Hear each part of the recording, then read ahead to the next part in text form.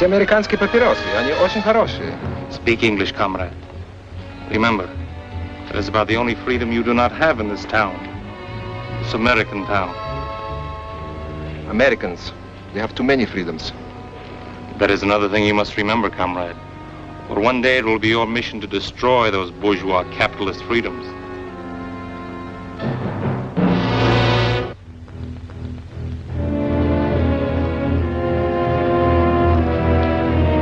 Frightening, isn't it? From all appearances, this community could be in Iowa, California, or Tennessee. It looks like an American town. As American as apple pie and ice cream. As a matter of fact, you can find apple pie here and ice cream too. But appearances are deceptive.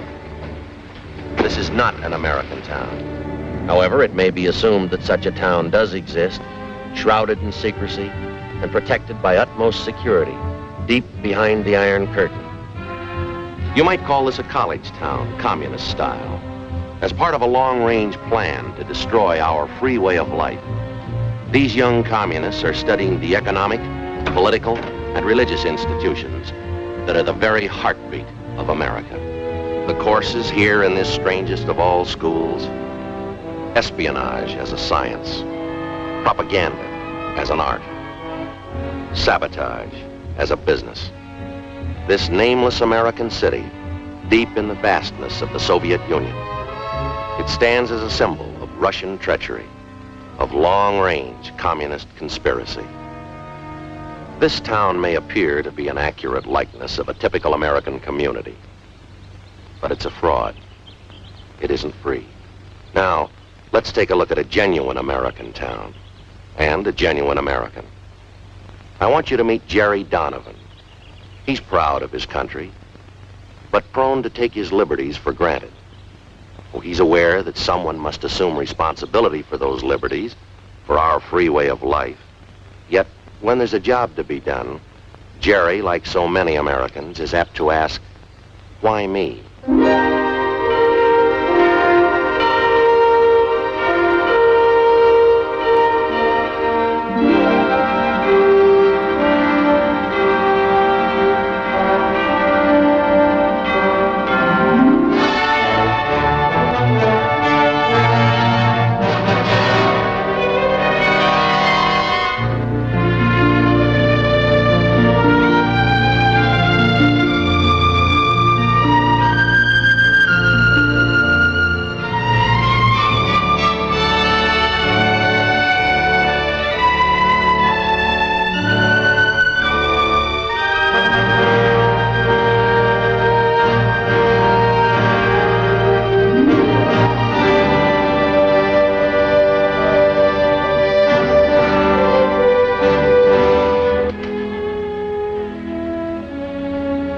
Anybody home?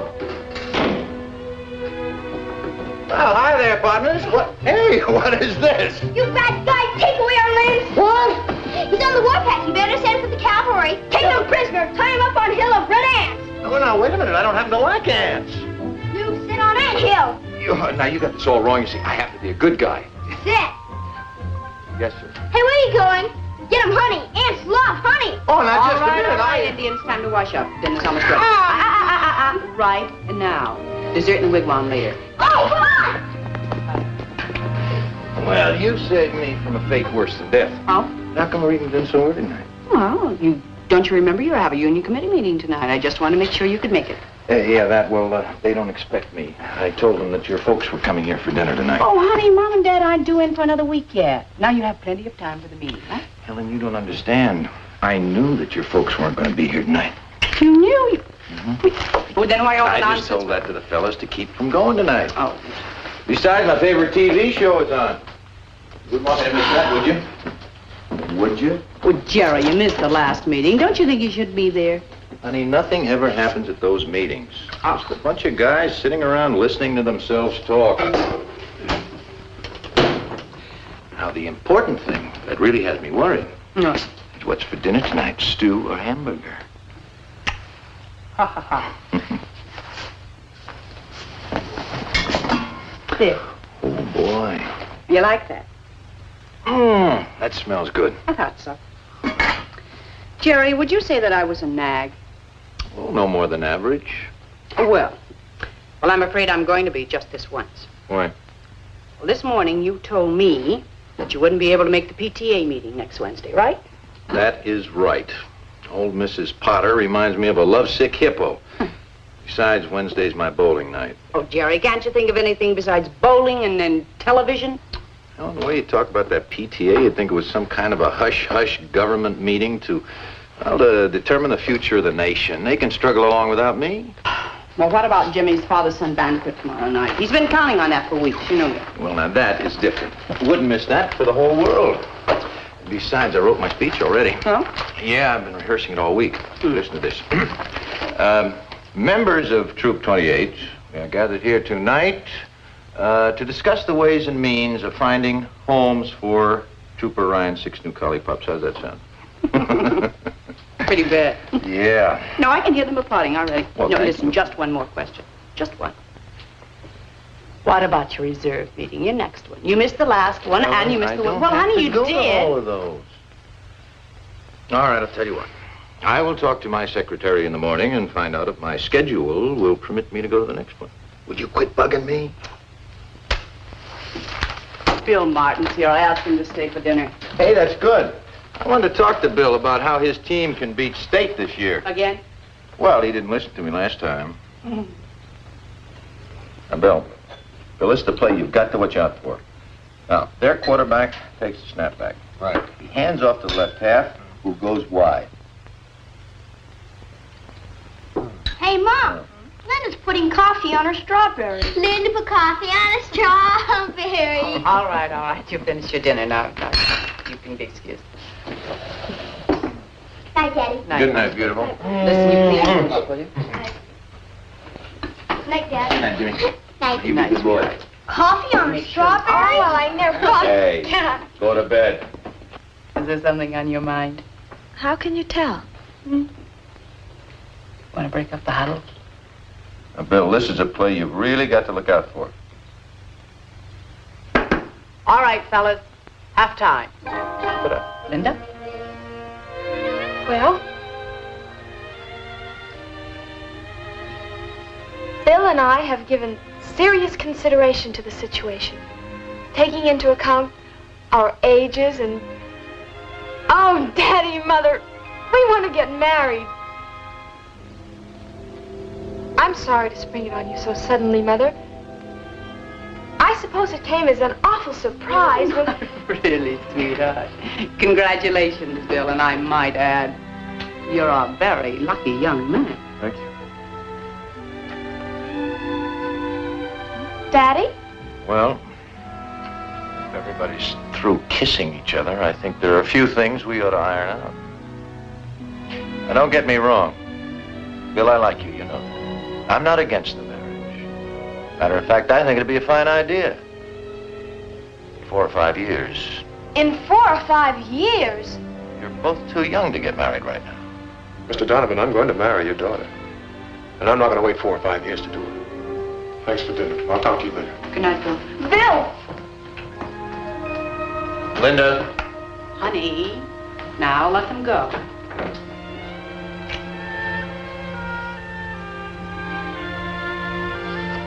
night. Good night, sweetheart. Sweet dreams.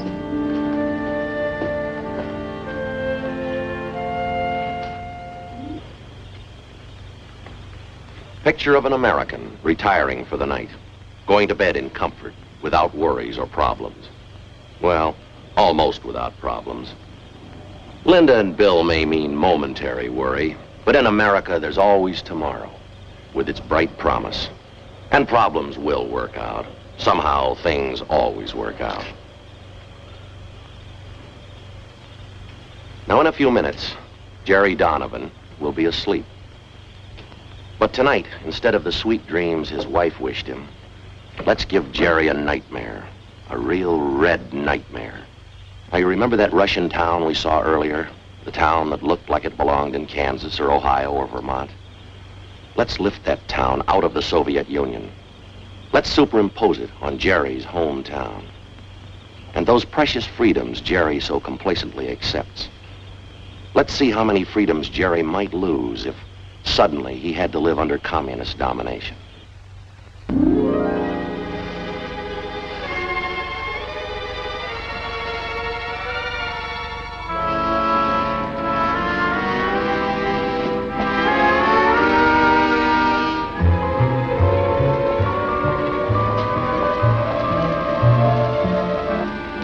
Charlie, will you hurry up with the coffee? All right. I've only got one pair of hands.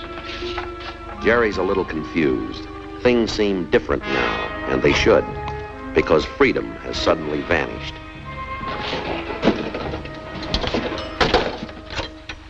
Your permit number, please. Permit number? Operator, I don't have a permit. I just want to call my house. I want to talk to my wife. No personal calls are allowed without a permit from the commissar. You will get off the line, please. But operator...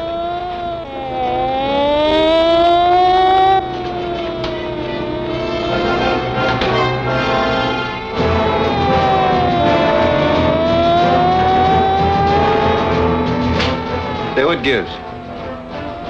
Come along, comrade.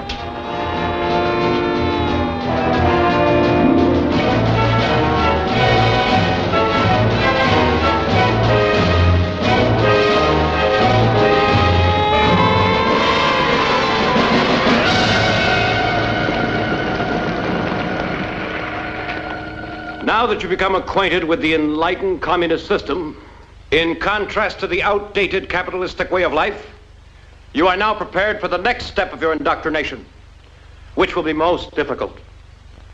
When the moral fiber of the United States weakens and the economy collapses under the pressure of competitive coexistence, you will assume control.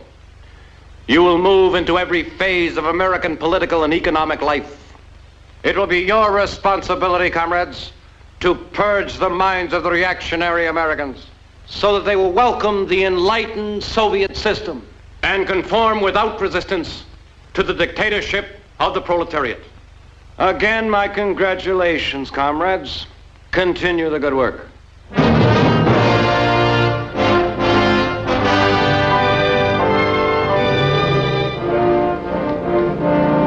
Say, could you tell me what... Yes, comrade. Nothing, never mind.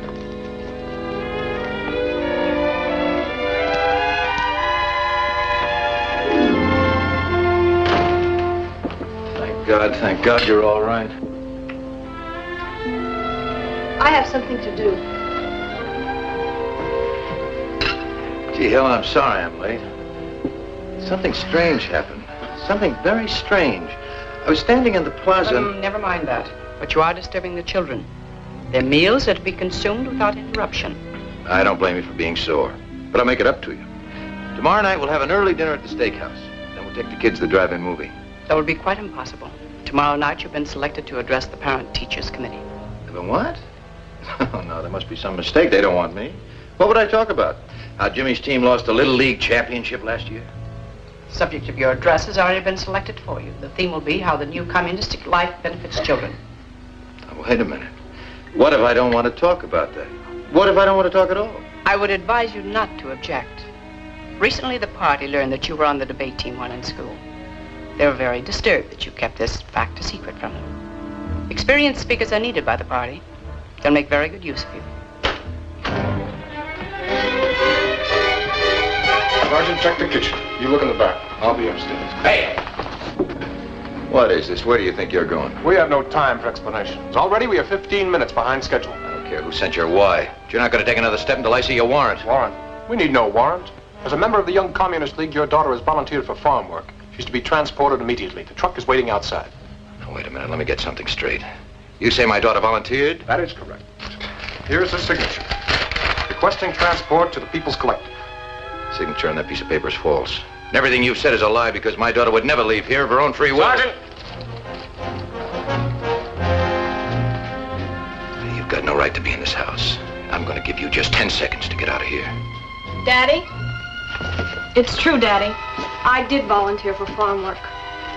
Linda, why? The party convinced me that I should free myself of the lingering bourgeois influence of family life. I am ready.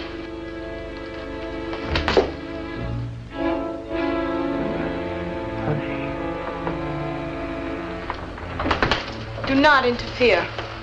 It is for my own good. And Comrade Donovan, do not think that your deviationist remarks shall be overlooked. They will be reported to the proper authorities.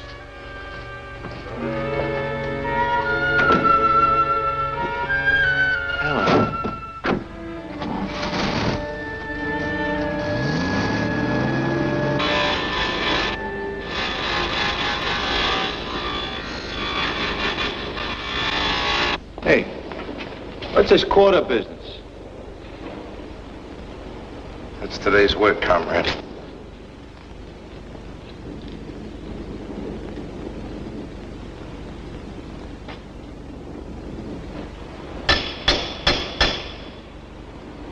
Hello, Pete.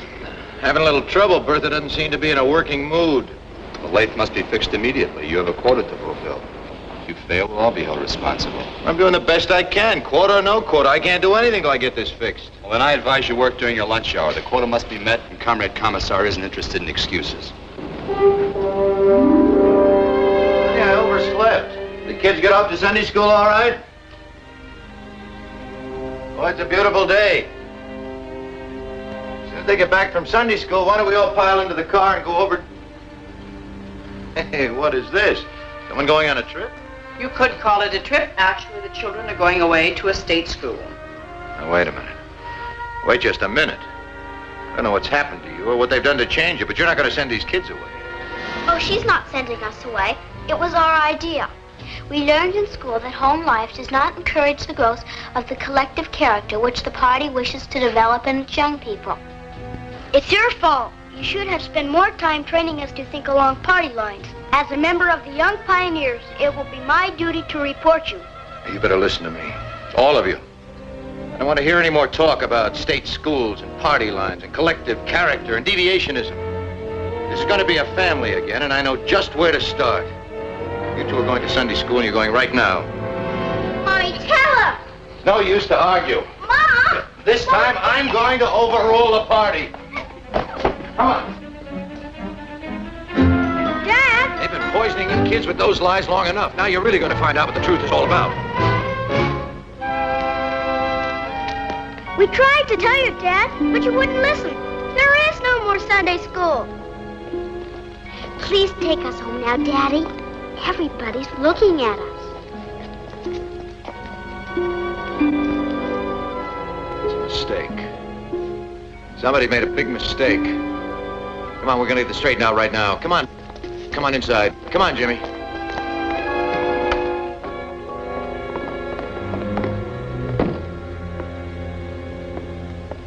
What's happened? What have they done? Keep your voice down, comrade. Otherwise, I shall have to report you. Who put these displays in here? This is a house of worship. You are mistaken. This is the People's Museum, and I am warning you once more. This place is a lie. Everything about it is false.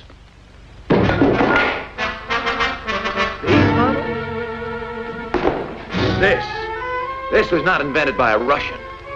The man's name was Bell, Alexander Graham Bell. And he was an American. Get that, comrade. Everything on this table is as phony as the town. The rotten system you call communism.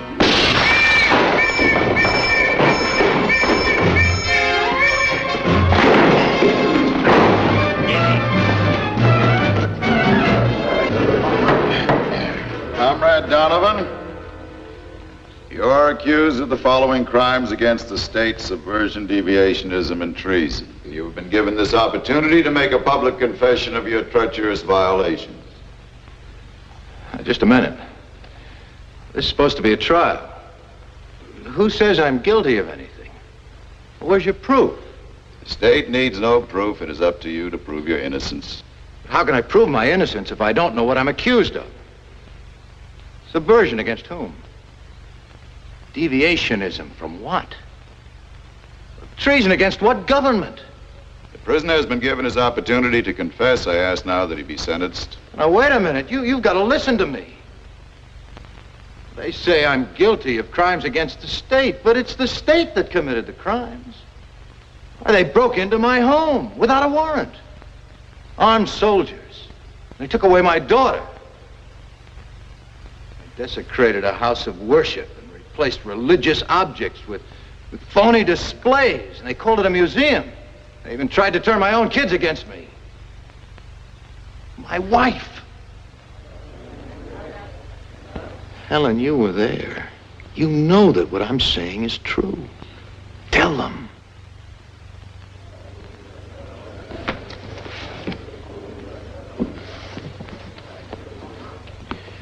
Mrs. Donovan, this document contains your signed statement. It proves that your husband tried to turn your children against the communist state. Is the statement true? Yes. Helen. Lieutenant Martin, Comrade Kucheznov, Comrade Malenko.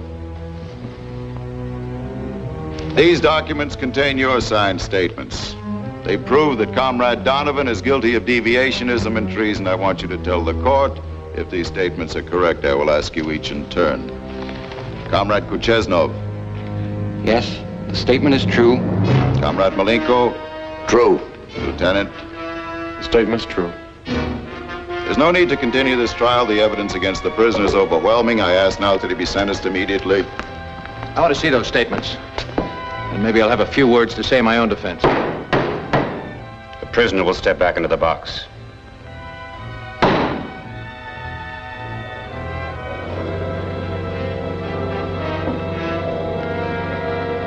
There is no need to examine the statements of the witnesses. The prisoner stands condemned by his own words. He has challenged the supreme authority of the state. He has questioned its practices and its decisions. And by these actions, he has proved himself to be a dangerous enemy to the proletariat. And he must be treated as such, as an ugly remnant of a diseased bourgeois class. He must be eradicated before the contagion can spread.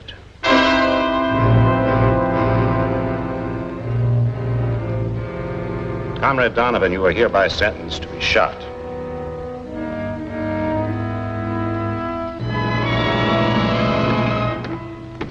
Comrade Donovan.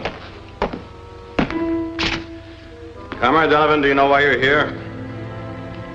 I can guess. Do you have any last requests? Yes. Do we really need these? I don't think I'll be going anywhere. Nevertheless, I'm afraid they're necessary. Comrade Donovan, you've been convicted of crimes against the supreme communist government. Being an enemy of the state, you must be liquidated. I have been commissioned to carry out your sentence. What, no firing squad? I'm afraid not. However, as a last favor from the government, you are hereby granted one final chance to confess your crimes. If you wish, a recorder will be summoned to take down your statement. I have a statement to make, all right, but you can deliver it. You just tell your government that someday its own people are going to get wise to it.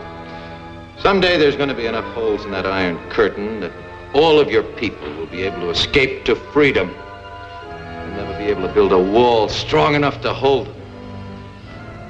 One of my own countrymen once said, you can't fool all of the people all of the time.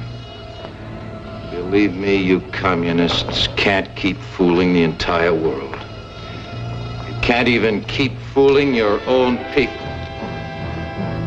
Because the news about communism is getting around. That it's only another word for slavery.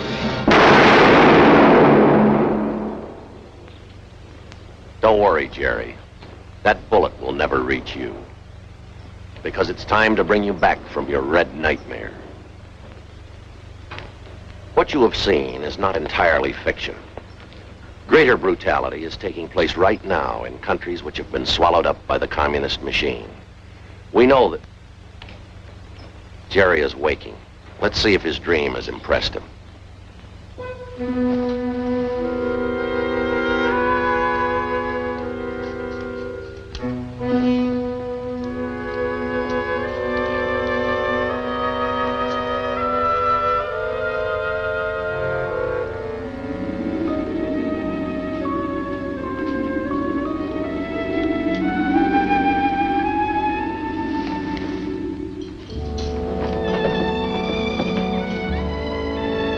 Helen? Yes, darling. Helen? Honey, the kids polished off the eggs. Would you mind cereal? Cereal will be fine, just fine. I'll get it just a minute. Good morning.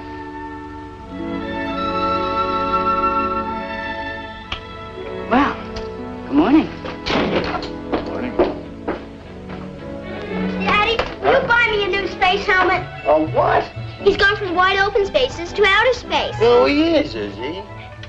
Yeah, I guess we can put you in orbit all right. You get a space helmet. Hey, Mom! Mom!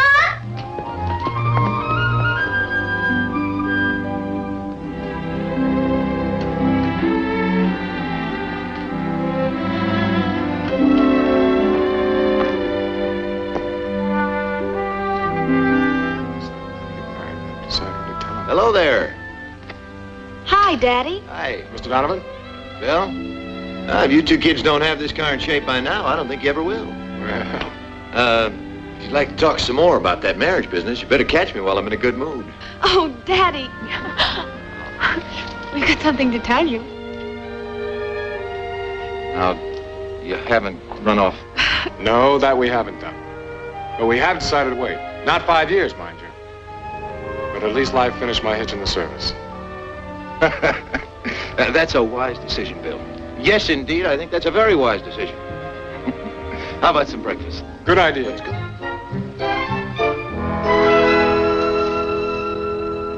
Jerry knows now, so he'll never forget it. Responsibilities are a privilege, an inherent American right, the strength of our nation. The bright hopes of a free world are founded on the dedication of individual Americans. People who guarantee freedom by standing ready to fight against aggression, against the communist attempts at world enslavement. Freedom is not hereditary. It must be earned. Freedom has a price, and its price is vigilance. Its price is responsibility, not only of government, but of every citizen who salutes our flag. Those who serve as a part of our nation's armed might, and those who have served, they guarantee freedom's continued existence. Freedom. No single word in all the languages of mankind has come to mean so much. Freedom to enjoy the simple things of life in the circle of family and friends. Freedom to work at a vocation of our choosing. To vote in open elections for the candidate we believe best qualified. To come, to go as we please. Freedom to own property.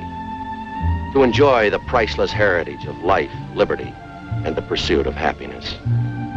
To marry and raise a family with belief in the dignity of the human spirit. To study in the field of our choice. To speak our beliefs. To worship God. These freedoms that spell America. They represent a way of life that has become the farthest advancement of mankind on this planet. To prevent communism from consuming the entire free world, there stands but one man. That man is you.